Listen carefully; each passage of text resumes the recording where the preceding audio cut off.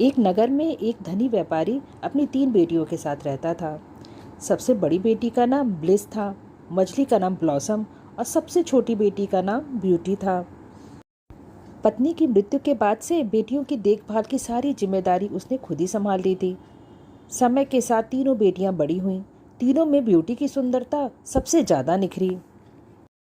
Beauty की सुंदरता के कारण दोनों बड़ी बहनें उससे जलने लगीं। वे दोनों गुस्सैल, लालची और स्वार्थी स्वभाव की थीं, लेकिन ब्यूटी का स्वभाव नम्र और दयालु था। अपनी बहनों के विपरीत वह उनसे प्रेम करती थी। एक बार भयंकर समुद्री तूफान में व्यापारी के सामान से लदे जहाज फंस गए। कई जहाज समुद्र में डूब गए, कई लापता हो गए। व्यापारी की बहुत बड़ी राशि इन जहाज़ों के सामानों पर लगी हुई थी। इस नुकसान से उसका पूरा व्यवसाय बर्बाद हो गया। नुकसान की भरपाई करते करते उसका सब कुछ बिक गया। घर छोड़कर उसके पास कुछ न बचा। ऐसे में वह अपनी बेटियों के साथ गरीबी का जीवन व्यतीत करने पर विवश हो गया। धन्य धान से भरपूर जीवन जीने के आदि दोनों बड़ी बेटियों को अभाव के इस जीवन रास नहीं आ रहा था। वे दिन भर अपने पिता को कोसती रहती थीं। घर के काम से उन्हें कोई लेना देना नहीं था। अपना अधिकांश समय वे आराम करने में बिताती थीं। इस कारण घर का सारा काम ब्यूटी के हिस्से में आता। गरीबी के जीवन की आदि तो ब्यूटी भी नहीं थी, लेकिन वह अपने पिता के दुख को समझती थी। इसीलिए इन हालातों में भी वह अपने पिता की खुशी का ख्याल रखने की कोशिश किया करती थी। वह घर का सारा काम खुशी खुशी करती और हर समय खुश रहती। कई महीने बीत गए। एक दिन व्यापारी को कहीं से खबर मिली कि उसके लापता जहाज़ों में से एक जहाज़ बंदरगाह पहुंच गया है। इस खबर को सुनकर व्यापारी खुश हो गया और बंदरगाह जाने की तैयारी करने लगा। बंदरगाह रवाना होने से पहले व्यापारी ने अपनी बेटियों से पूछा कि वापसी में वह उनके लिए क्या लेकर आए। दोनों बड़ी बेटियों ने कपड़े, जूते, आभूषण और ऐसी ही अन्य चीज़ों की सूची बनाकर उसे दे दी। जब ब्यूटी की बारी आई तो वह बोली, पिताजी, आप मेरे लिए एक सुंदर लाल गुलाब का फूल लेकर आना। और फिर व्यापारी बंदरगाह जाने के लिए रवाना हो गया। लंबी यात्रा कर जब वह बंदरगाह पहुंचा तो बहुत निराश हुआ। उसका जहाज टूट चुका था। उस पर लदा पूरा सामान नष्ट हो गया था। अब वह क्या करता? खाली हाथ घर लौटने लगा। वापस लौटते लौटते रात हो गई। रास्ते में एक घना जंगल पड़ता था। व्यापारी जल्दी से वह जंगल पार करने की कोशिश में था, लेकिन वह अचानक शुरू हुए आंधी तूफान में फंस गया। आगे का सफ़र जारी रख पाना अब संभव नहीं था। वह कोई ठिकाना ढूंढने लगा ताकि वहाँ रात बिता सके। जंगल में इधर उधर भटकने के बाद उसे एक जगह रोशनी नजर आई। वह रोशनी की दिशा में चलने लगा। पास पहुंचने पर उसने देखा कि वह रोशनी एक महल से आ रही है। रात गुजारने के लिए आश्रय की उम्मीद से वह महल के दरवाजे पर पहुंचा। महल का दरवाज़ा खुला हुआ था। उसने दरवाजे से ही आवाज़ लगाई, कोई है, कोई है। लेकिन महल के भीतर से कोई बाहर नहीं आया। कुछ देर इंतजार करने के बाद वह अंदर चला गया। वह महल शानदार था। वहाँ सभी चीज़ें करीने से सजी हुई थीं। व्यापारी ने फिर से आवाज़ लगाई, लेकिन इस बार भी कोई नहीं आया। यह व्यापारी को बहुत विचित्र लगा। वह महल में घूमने लगा कि कहीं कोई उसे दिखाई पड़ जाए, लेकिन पूरा महल सूना पड़ा था। एक कमरे में उसे खाने की मेज दिखाई पड़ी, जो लजीज पकवानों से सजी हुई थी। दिन भर की यात्रा के बाद अब व्यापारी को जोरों की भूख लग गई थी। उसने मेज पर रखा खाना खाया और उसके बाद एक कमरे में जाके सो गया। महल के बाहर एक खूबसूरत बगीचा था, जिसमें रंग बिरंगे फूल खिले थे। उनमें गुलाब के फूल भी थे। गुलाब के फूल देख व्यापारी को अपनी छोटी बेटी की याद आई, जिसने उससे लाल गुलाब का फूल मांगा था। उसने सोचा कि दोनों बड़ी बेटियों की इच्छा तो वह पूरी नहीं कर सका, कम से कम छोटी की तो इच्छा पूरी कर ही सकता हूँ। यह सोचकर उसने लाल गुलाब को तोड़ने के लिए हाथ बढ़ाया, लेकिन तभी एक भयानक हंसी की आवाज़ ने उसे डरा दिया। वह हंसी की आवाज़ एक राक्षस की थी।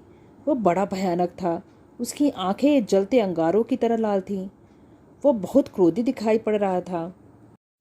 व्यापारी पर चिल्लाते हुए वह बोला, दुष्ट आदमी, मैंने तुम्हें अपने महल में आसरा दिया, स्वादिष्ट भोजन से तेरी भूख मिटाई, मुलायम और नर्म बिस्तर पर तेरे सोने की व्यवस्था की, नए शानदार कपड़े पहनने को दिए, इन सब के बदले तूने क्या किया? मेरा एहसान मानने की जगह तू मेरे बगीचे से फूल चुरा रहा है। मैं तुम्हें मार डालूंगा। व्यापारी डर गया और कांपने लगा। वह राक्षस से क्षमा याचना करते हुए बोला, मुझे क्षमा कर दो। मैं यह गुलाब अपनी बेटी के लिए तोड़ रहा था। उसने मुझसे लाल गुलाब लाने को कहा था। मैं बस उसकी इच्छा पूरी करना चाहता था। मेरी जान मत लो। तुम जो चाहोगे मैं करने को तैयार हूँ। व्यापारी की बात सुन राक्षस बोला, ठीक है, मैं तुम्हें नहीं मारूंगा, लेकिन मेरी एक शर्त है। अपनी जिस बेटी के लिए तुम मेरे बाग से गुलाब का फूल तोड़ रहे हो, तुम उसे मेरे पास लेकर आओगे। उस समय राक्षस से पीछा छुड़ाने के लिए व्यापारी ने उसकी बात मान ली। राक्षस ने उसे अपने बाग से फूल तोड़ने की इजाज़त दे दी। एक लाल गुलाब का फूल लेकर व्यापारी वहाँ से अपने घर की ओर रवाना हो गया। जब वो घर पहुँचा तब भी बहुत घबराया और डरा हुआ था। उसने ब्यूटी को महल और राक्षस की बात बता दी। पूरी बात जानने के बाद ब्यूटी बोली, पिताजी, आपकी जान बचाने के लिए मैं अपनी जान भी कुर्बान करने को तैयार हूँ। आप मुझे उस राक्षस के पास छोड़ दीजिए। व्यापारी अपनी प्यारी बेटी को कैसे एक राक्षस के हवाले कर देता। वह रोने लगा। वह ब्यूटी को समझाने लगा कि वह इतना स्वार्थी नहीं है कि अपनी जान बचाने के लिए अपनी बेटी को एक राक्षस के हवाले कर दे। ब्यूटी जानती थी कि उसकी दोनों बड़ी बहनों के लिए उसके पिता का जीवित रहना आवश्यक है। वह जिद पे अड़ गई। आखिरकार व्यापारी को उसकी इस जिद को मानना ही पड़ा। वह दुखी मन से ब्यूटी को राक्षस के महल छोड़ आया। जब ब्यूटी का राक्षस से सामना हुआ तो वो उसका भयानक रूप देखकर डर गई। लेकिन कुछ ही दिनों में उसका ये डर खत्म हो गया, क्योंकि राक्षस का व्यवहार बहुत अच्छा था। राक्षस ने ब्यूटी को बहुत ही सुंदर कमरे में रखा, उसे सुंदर सुंदर कपड़े और गहने दिए और उसका हर तरह से ख्याल रखा। वह उससे बहुत प्यार से बातें किया करता था, जिससे ब्यूटी को राक्षस का साथ अच्छा लगने लगा। दिन बीतने के साथ साथ ब्यूटी और राक्षस बहुत अच्छे दोस्त बन गए। राक्षस ब्यूटी से मन ही मन प्यार करने लगा था, लेकिन अपने भयानक और बदसूरत चेहरे के कारण ब्यूटी से अपने प्यार का इजहार करने से डरता था। लेकिन एक दिन उसने हिम्मत कर ब्यूटी के सामने विवाह का प्रस्ताव रख ही दिया। यह प्रस्ताव पाकर ब्यूटी हैरान रह गई। वह राक्षस को अच्छा दोस्त मानती थी, लेकिन उससे शादी कैसे कर सकती थी? वो तो बहुत बदसूरत था।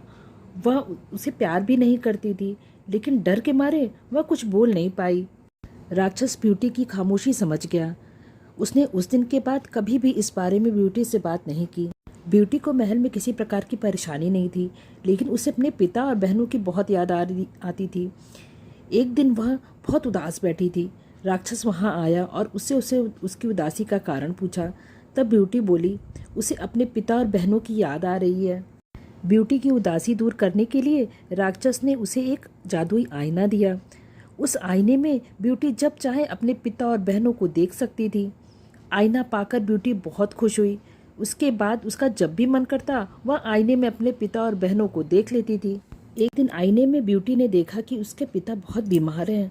पिता की यह हालत देख ब्यूटी बहुत दुखी हुई। वह राक्षस के पास गई और बोली, मेरे पिता बहुत बीमार हैं, मैं उनसे आखिरी बार मिलना चाहती हूँ, मुझे जाने दो। पहले तो राक्षस ने मना कर दिया, लेकिन जब ब्यूटी रोने लगी तो उसने इस शर्त पर उसे जाने की इजाज़त दे दी कि 7 दिन के अंदर उसे वापस लौटना होगा, अन्यथा वह उसकी याद में मर जाएगा।